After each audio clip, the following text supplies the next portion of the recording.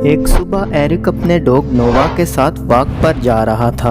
Eric ने अपने dog नोवा को रस्सी से पकड़ा हुआ था। अचानक झाड़ियों में से एक खरगोश छलांग लगाकर बाहर निकला। एरिक का डॉग उस खरगोश को देखकर उस पर भौंकने लगा और रस्सी छुड़ाकर उसके पीछे भागने लगा। एरिक भी अपने डॉग को आवाजें लगाता हुआ पीछे भागने लगा, लेकिन उसका डॉग नोवा बहुत तेजी से भागने की वजह से उसकी आंखों से ओझल हो गया। अब एरिक बहुत देर तक अपने डॉग को ढूंढता रहा, लेकिन उसका डॉग नहीं मिला। फिर एरिक घर चला गया और अगले दिन दोबारा इसी जगह पर एरिक अपने डॉग को ढूंढने लगा। 2-3 दिन लगातार एरिक ने अपने डॉग को ढूंढा, लेकिन उसका डॉग नहीं मिला। फिर एरिक उदास होकर अपने घर चला गया। अब एरिक ये सोचने लगा कि मैं कितना अनलकी हूँ कि कैसे एक खरगोश के पीछे मेरा डॉग भागा और फिर वो गुम गया।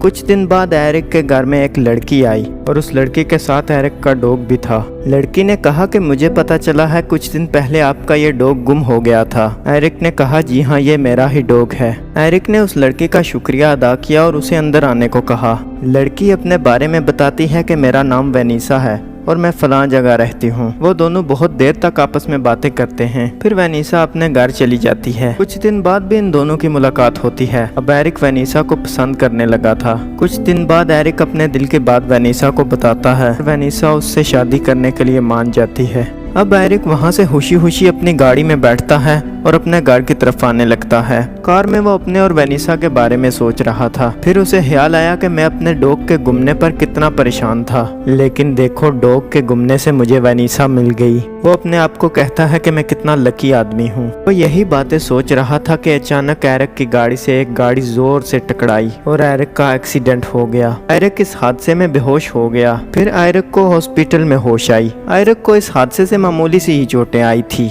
एरिक को जब होश आया तो वो ये सोचने लगा कि ऐसा मेरे साथ ही क्यों हुआ है। ये एक्सीडेंट मेरी जिंदगी के सारे सपनों पर पानी फेर सकता था। एरिक के पास जब डॉक्टर आया और डॉक्टर ने कहा कि शुक्र है तुम बच गए हो, लेकिन मेरे पास तुम्हें बताने के लिए एक गुड न्यूज़ है और एक बैड न्यूज़ है। तुम ही बताओ कि तुम पहले गुड न्यूज़ सुनना चाहते हो या फिर बैड न्यूज़। एरिक परेशान हो गया और उसने फिर डॉक्टर को कहा कि पहले मुझे बैड न्यूज़ सुनाओ। डॉक्टर ने एरिक को कहा कि तुम्हें ब्रेन ट्यूमर है। एरिक बहुत परेशान हो गया।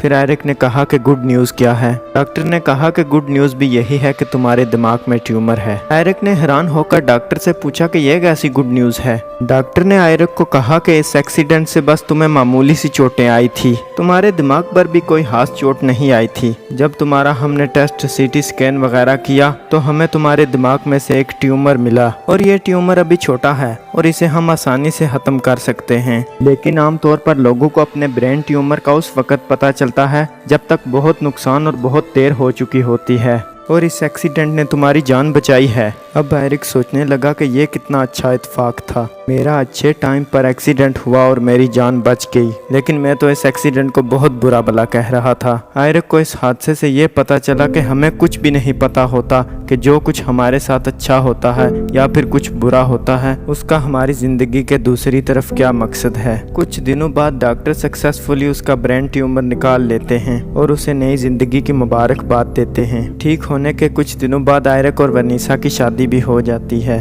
दोस्तों, अगर इस वीडियो से आपको कुछ सीखने को मिला है तो हमारे YouTube चैनल हमसे लेके को ज़रूर सब्सक्राइब करें। मिलते हैं किसी और वीडियो में, तब तक के लिए खुदा हाफिज़।